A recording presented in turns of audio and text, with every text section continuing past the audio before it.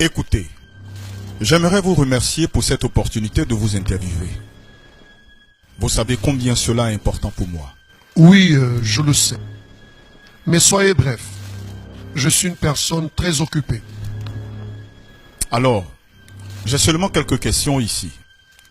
Je vais utiliser un enregistreur pour... Non, je préfère que vous ne le fassiez pas.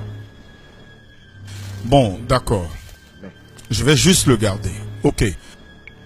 Je vais juste le garder.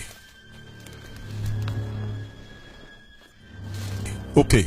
Commençons alors. Qui êtes-vous? Voilà une question qui n'est pas simple.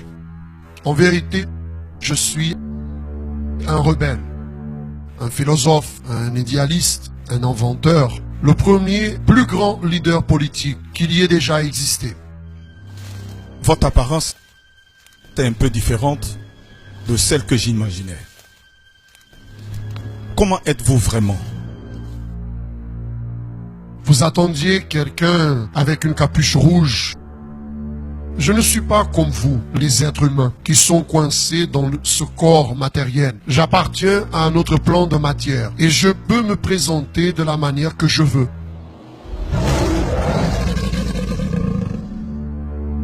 Je peux me montrer comme un ange de lumière, un fantôme, une tentation ou votre frère. Puis-je vous poser une question audacieuse? Quel âge avez-vous?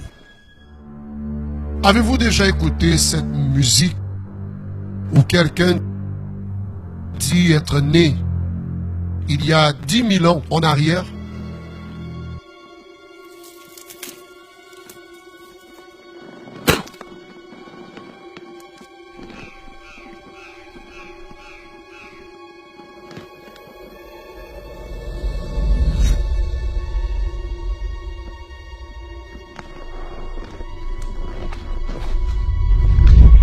Ce quelqu'un, c'est moi. Vous fumez? Qui pensez-vous qui a inventé ceci? Excusez-moi, mais comment puis-je savoir que vous ne me mentez pas? N'êtes-vous pas le père du mensonge? Vous lisez la Bible, jeune homme? Non, non. Oui, je sais que vous ne le faites pas. C'est juste une question rhétorique. Les gens exagèrent un peu les choses à mon sujet. Une bonne partie de ce que je dis est vrai. Cependant, discerner la vérité du mensonge, cela vous revient à vous les êtres humains. C'est vous qui choisissez en qui vous voulez croire. Quelle est votre origine? C'est-à-dire, d'où venez-vous? C'est une longue histoire. Mais je suis un gars intelligent. Il suffit de dire que nous deux, nous sommes enfants d'un même père. Des milliers d'années en arrière, j'occupais un poste très important, une position distinguée. Et alors, j'en ai voulu devenir le chef. J'ai fait ma campagne, vous le savez, de politique. Mais cela n'a pas marché. Et du fait d'avoir brisé toutes les règles, moi et mes alliés, nous avons été expulsés de notre père. Nous avons fini ici, sur la terre.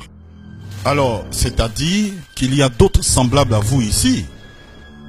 Tellement que vous n'imaginez pas. Des milliers et des milliers.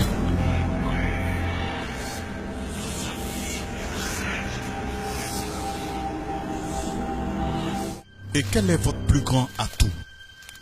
Faire les personnes croire que je n'existe pas. Après tout, personne ne se préoccupe avec un personnage folklorique. Et quel est votre plus grand ennemi?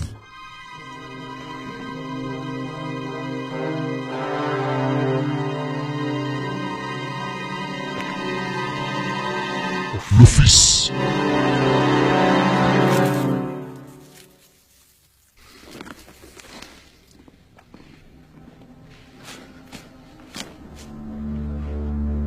Mais je ne veux pas en parler.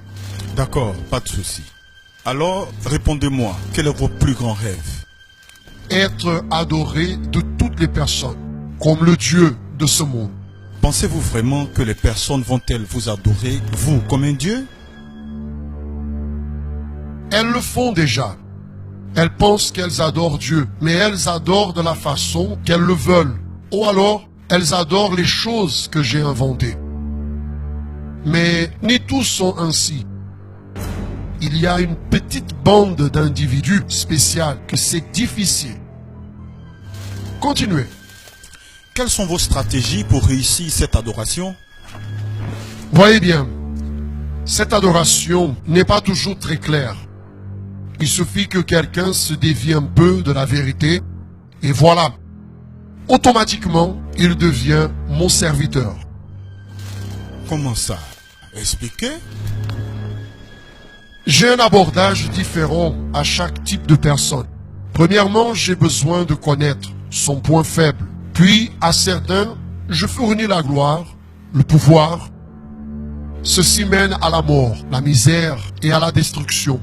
Aux pauvres, je fournis des superstitions, de la dépravation, de l'ignorance. Aux riches, j'apporte le luxe, la vanité, la débauche. Les intellectuels sont séduits par l'orgueil, concluant que Dieu n'existe pas, ne savent pas l'expliquer avec leur science limitée. De cette façon, ils finissent par adorer la créature au lieu du Créateur. Les vices, les sports, les feuilletons, les jeux, le travail, les drogues. Finalement, tous restent très occupés pour chercher les choses de Dieu. Et la plupart des personnes se vendent pour si peu. Si peu. Comment arrivez-vous à faire tout ça?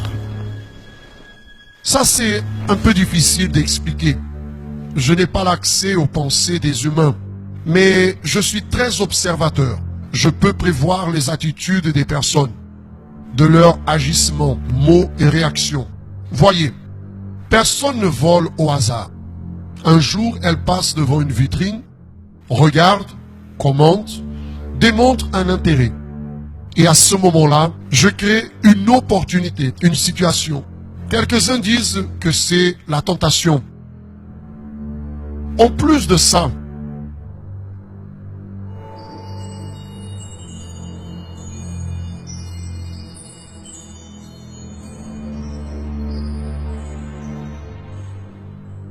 je peux manipuler les éléments de ce monde à mon bel plaisir.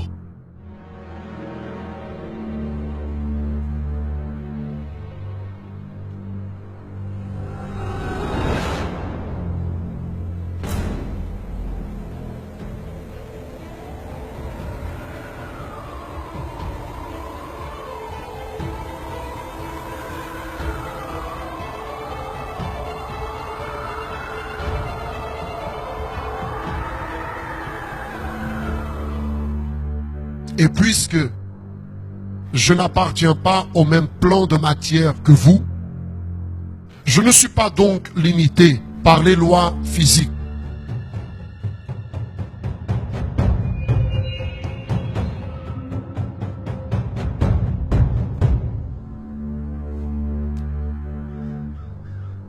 Pour moi, il n'existe pas de mur. Je peux voyager plus vite que la lumière et reproduit parfaitement la voix de quiconque qui ait déjà vécu sur cette terre. D'ailleurs, l'imitation, c'est un de mes trucs préférés. Presque tout le monde tombe au piège.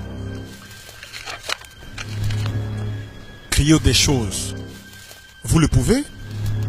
Je ne peux pas créer la vie, seulement la vôtre.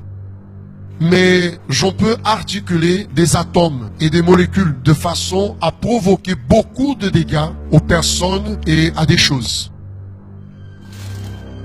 Et qu'est-ce que vous haïssez le plus?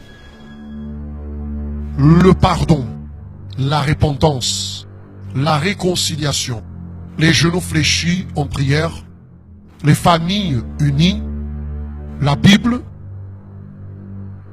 la loi de Dieu et son peuple ici sur terre. Eh bien, d'après ce que j'ai pu comprendre, vous êtes très puissant. Avez-vous peur de quelque chose?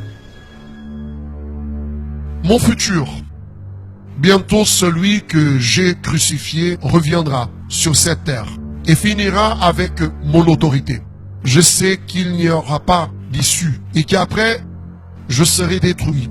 Cela que j'essaie d'entraîner le plus grand nombre de personnes avec moi.